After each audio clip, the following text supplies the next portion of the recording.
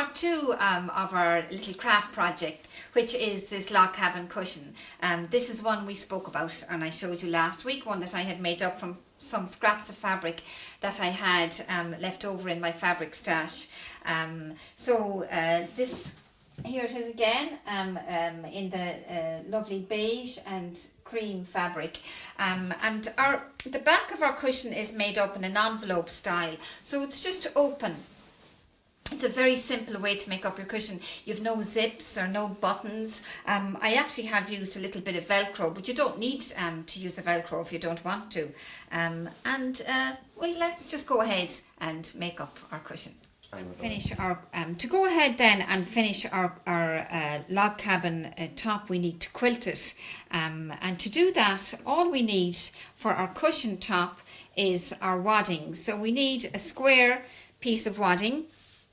Again, these measurements will be in the magazine, and we need our cushion top, and just lay your wadding down and your cushion top on top of the wadding, and spread it out with your hands so it's nice and flat. We're getting it ready for quilting here. Now you can tack it to get it ready for quilting from corner to corner. So just use needle and thread and start tacking from one corner to the next. Nice big tacking stitches. It's up to you how you get it ready. We're actually basting the two pieces together. I don't have a backing on my cushion top. I don't need one because literally that's going to be on the inside of our cushion.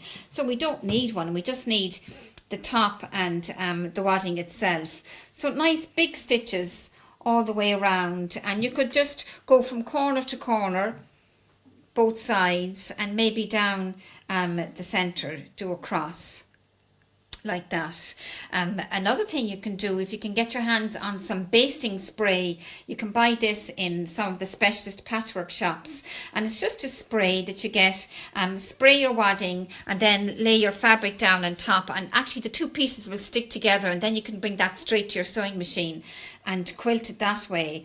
Another way you can get it ready for quilting is to use your pins. So just maybe just ordinary straight pins that are easily removable. Because we're working with such a small piece, you don't need to use safety pins for this. But choose whatever method is easy for you.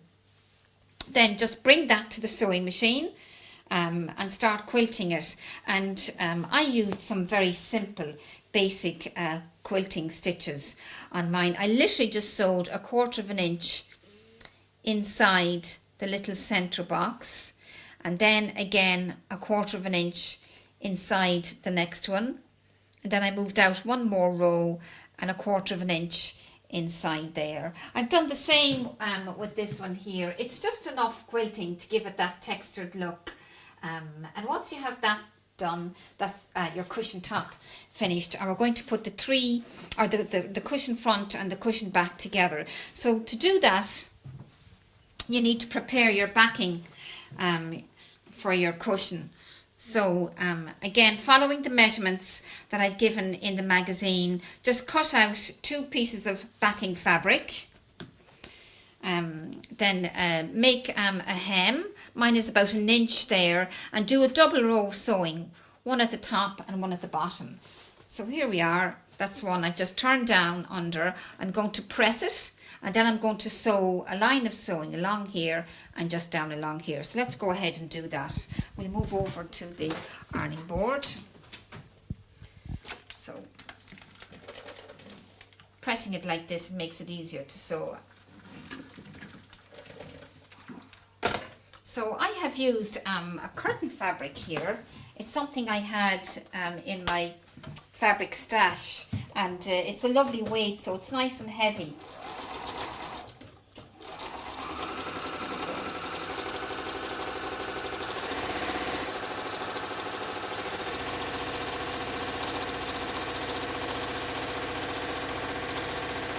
That's our first row stitching almost complete. Make sure, if you just do your first, and then make sure and do a second row of stitching along here. So you'll have 2 pieces with a good inch hem on the inside. And now we're going to put make our cushion, finish off our cushion adding our back to our front. So just take the front of your cushion, lay it down right side up, and then take one of the back pieces and lay that right side down, matching up the bottom edge and the two side edges. Then take your second piece of backing fabric and lay that down at the top of your cushion, just like that, all along the bottom, matching up the side edges. And you can pin your pieces together. And then literally what we're going to do here is sew all around the edge, the whole way around. So you're going to sew all the way around the edge of your cushion, and you can see that that's your opening there.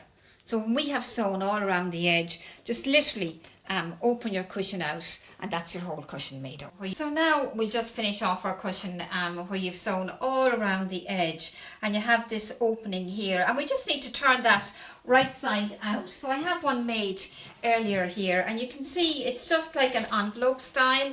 So let's just turn that out.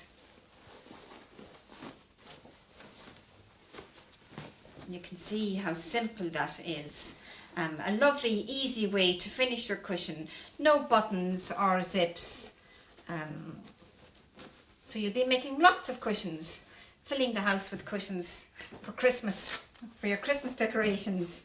So I think I mentioned earlier that I put some Velcro on mine. There's no need, I mean, you don't really have to do it. I just happen to have some Velcro. I stuck it on like that. But you can see that lovely simple closure, and that's our cushion finished. So I hope you enjoyed that project and that you'll join me again for our next project. So until then, cheerio.